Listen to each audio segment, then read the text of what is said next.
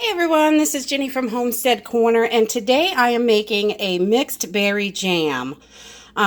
So we have picked a few pounds of berries. We have some fresh raspberries, some blackberries, blueberries. They're nice big blueberries, and some small little wild Maine blueberries. So we've got a nice variety here of berries.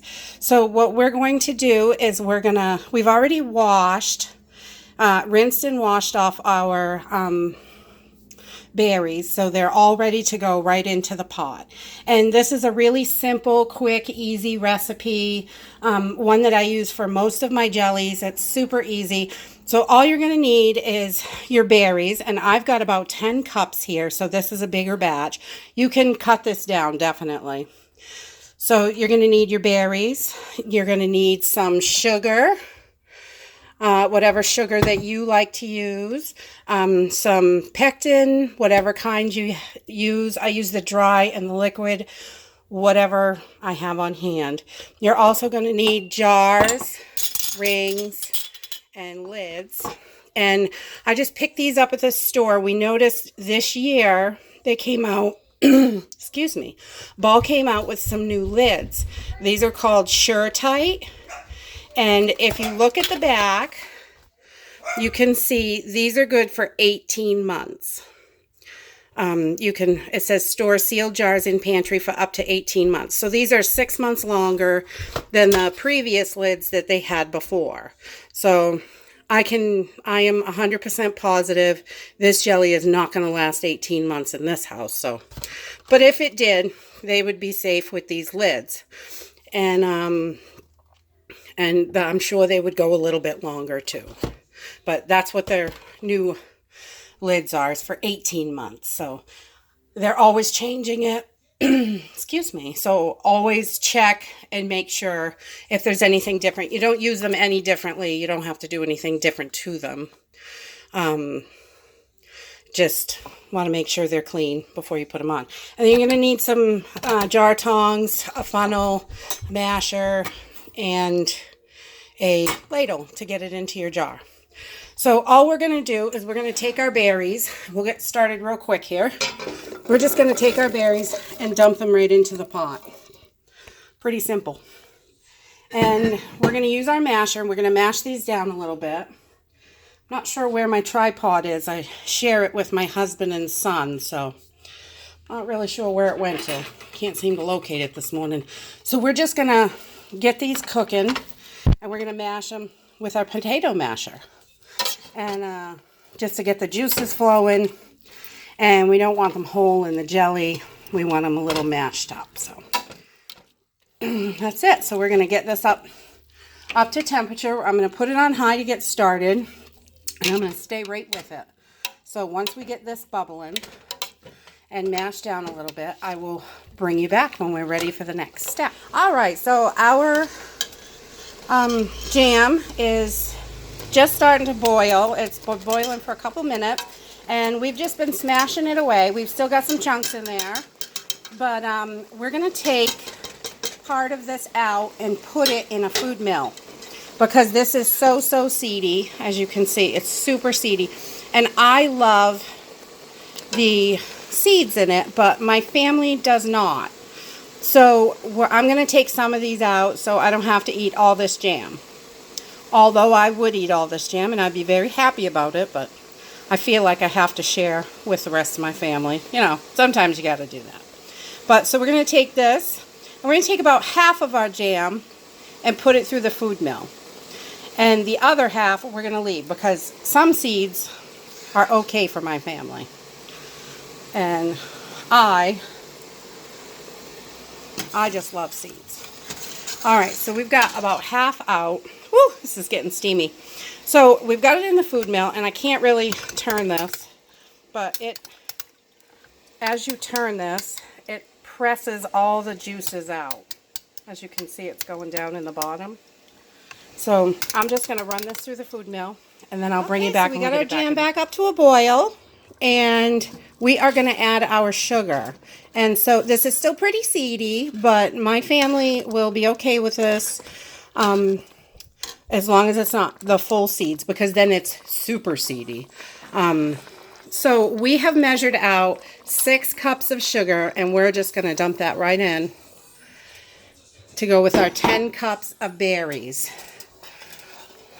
And we're going to have a big pot of jam here. So we're just going to cook this down. Once all that sugar is nice and melted in there, we're going to bring it back to a boil, and we're going to let it boil for about 10 minutes. So I will bring you back once we're ready for the next step. While we have our jam cooking down, it's almost coming up to a boil right now. But while we're doing that, I am getting my water bath canner out and get my jars nice and hot and ready in there.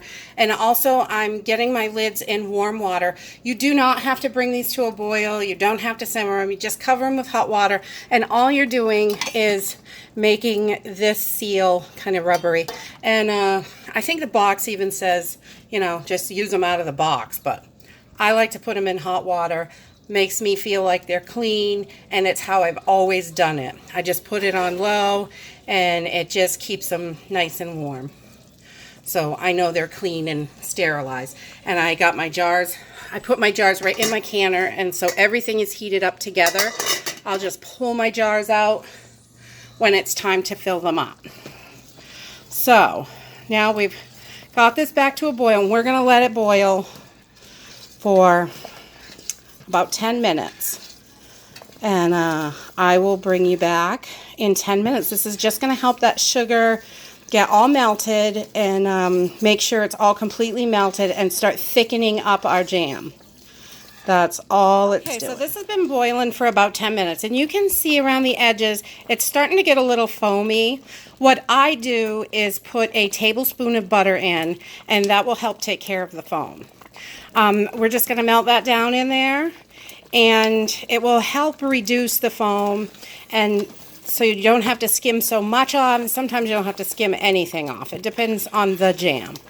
So, but we're just going to melt that down, and then we are going to add while that's melting, I'm going to get the pectin and get that ready so we can put that in. So I'm using this liquid pectin from Sure Gel. I don't always use this. Sometimes I use the powdered. It just, whatever you have, whatever's handy. But hey, Pokey. Oh, puppy likes to talk. So we're just going to mix this in really good, get it all in there, and mix it in really good, and we're going to bring it back to a boil, because this is going to stop boiling once I get it mixed in just for a minute. And we're going to let this boil for about 3 or 4 minutes, maybe 5.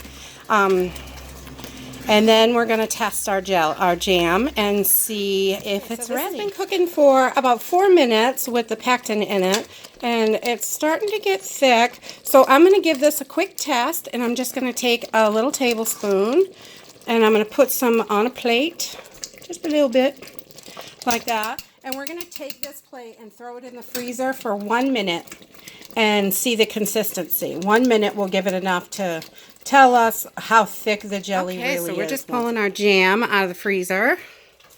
And we're just going to take our plate. All I do is I take my plate and I tip it sideways and see how fast the jam runs. And that jam is sticking there. You can see. Let me see if I can get this in better light. But if you hold the plate right up like that, see how fast the jam runs. And that is going to be some serious jam. All right, so we're going to pop this off. We're going to turn the heat off. We're going to pull our jars out of the canner. We're going to fill them up, get our lids and rings on, and get this baby canning. Okay, so our jam is done, and we're going to put it in the jars. You can see here that the foam is all gone from that little bit of butter.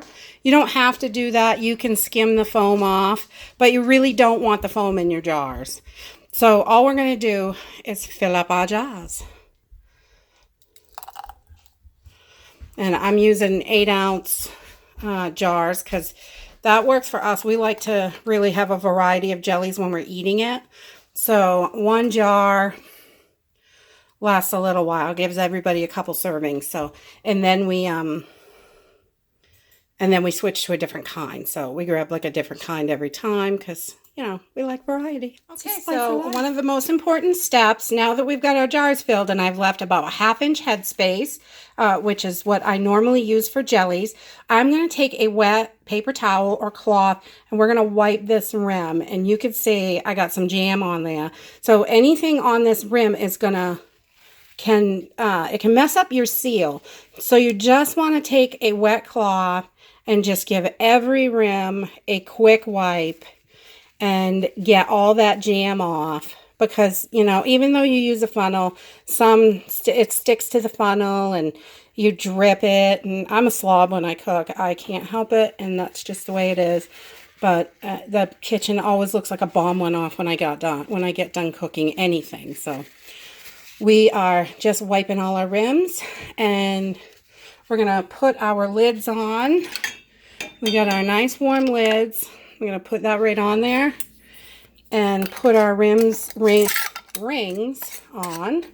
And we're just going to do those finger tight. And then we're going to pop them right in the canner and process them for 10 minutes in a water bath canner. Pull our jam out of the canner. It was in there for 10 full minutes while it's processing, which helps create that vacuum seal, the boiling water, and so it'll keep your jams good for up to 18 months with the new lids, which is nice. So I'll be right back. Once this is cooled down, I'll come back and I'll show you the consistency of this jam, because, you know, I want to taste some. So we got our jam all cooled down and it is ready to go. And we're just going to take a little bit out and put it on an English muffin, because I love some jam on an English muffin. And this is such a nice consistency. It's really nice and thick. It's got quite a bit of seeds in it. Not too bad. But it's nice jam. Yummy. If you like this video, give us a thumbs up. Subscribe. See you in the next video.